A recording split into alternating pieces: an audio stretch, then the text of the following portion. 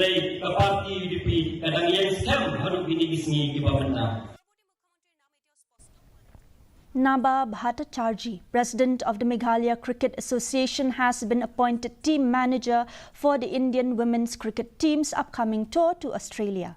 Before his departure, Bhattacharjee visited the Ribhoi District Cricket Association ground to wish young players and was honoured by the association. The event was attended by key dignitaries including RBDCA President Rayonald Kharkamni.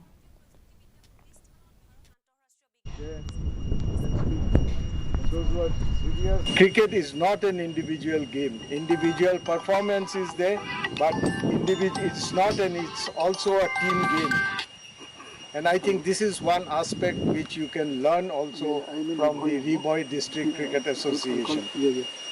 Reynolds and others, they have contributed and sacrificed so much. We have been there together for over 15 years. We have also gone through the hard days.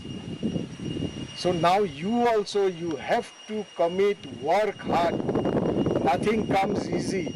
If you want to play for the state first,